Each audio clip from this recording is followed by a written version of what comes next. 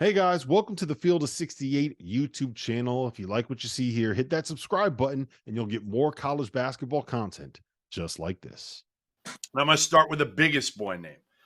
Doug, John Calipari. I'm going to give you some numbers, okay? His first 10 years at Kentucky, he won a national title, 3 Final Fours, 3 Elite Eights, Sweet 16. They averaged 30 and a half wins a year over those first 10 years. And they won 31 NCAA tournament games over that span. The last 4 years, and I know one of those years they didn't play a full season, they didn't have a NCAA tournament, they averaged 20 and a half wins a year. They have won one NCAA tournament game against Ed Cooley's checked out Providence team last year. They've won one tournament game in the last 4 years. John Calipari is owed $33 million after this year.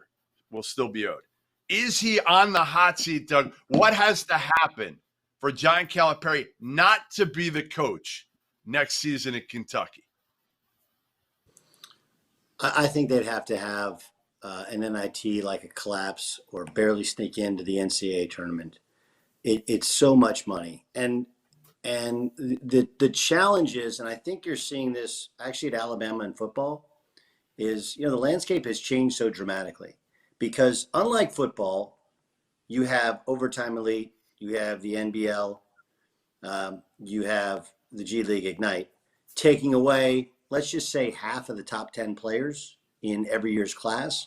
And then like football, now all of a sudden, there are new players in the game where when you're recruiting the big boys, you're not just recruiting against Duke and North Carolina and Indiana the way you used to. Now anyone can put all their resources towards one player, and you can frankly get outbid or equally bid. And then a kid goes like, well, why would I go to Kentucky when they haven't been winning recently? They don't have the depth of draft picks recently. And, oh yeah, by the way, this other school is going to pay me as much or more, and I'm going to get the ball and maybe stay close to home or play with more of a ready-made program. So I think he's fighting a battle on multiple fronts, but I don't think it's to the point where Kentucky is ready to fire him, because who do you hire if you fired John Calipari? And if there's one thing we know, following John Calipari is maybe the most difficult job in America. Who do you hire, Borzello? Who do you look at if you're Mitch Barnhart and you're at the end of your tenure right now as AD at Kentucky?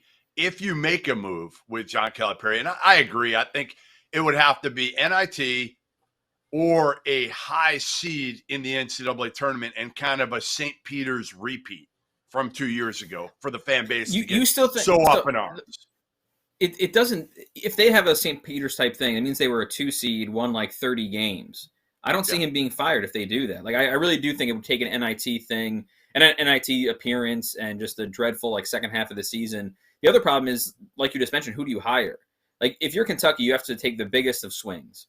And I just don't know if there's an obvious name out there. And if you're already spending $33 million to fire Cal, you don't really have unlimited funds to just go buy somebody out of their contract, whether it's a big name college guy, an NBA guy, somebody like that. Like, I don't think they're going out and spending $50-60 million to fire Cal and hire somebody else. And I really don't think there are any obvious names. I mean, over the last 5-10 years, you've heard, okay, well, Sean Miller might be the next guy. Chris Beard could be the next guy. Chris Holtman could be the next guy. I don't know if you have an obvious name anymore that would be the, locked on next guy at Kentucky. I mean, maybe you have a better name than me, but I really don't. One does not pop to my head immediately for them. There's one name. Hold on. I got a name. Yeah. I think. All right, go ahead, Doug. Right? Billy Donovan. Maybe. Yes. Okay, I thought of him. I mean, he was going to cost money. They had a players only meeting after the first game. I know, first game of the season. Yeah. It's not going to go well for Billy. Yes, it's not going to go well this year. No, and here's the other part where there was, you go back 5 years ago and it was done with the college thing, not doing it. But now it's like, okay, maybe the pro thing is done and kids are grown and, it's Kentucky. It's essentially a pro job anyway. I think that's the one name. But he didn't go out. It's a different landscape. The issue now. is this. More money. The issue is the issue is this, okay? We all operate under this, Kentucky's got money. Like, okay, Jeff pointed out $30 million to get rid of him. Probably another 5 to 7 to get rid of the staff as well. Remember, those guys have multi-year contracts. So you're talking somewhere in the 35 to 40 mil all in just to get rid of him. Okay, then to hire a new coach, you're not taking the Kentucky job for less than 5, probably more than that. Right? You're talking another 10 to 15. If you're Billy, it's more than that, yeah.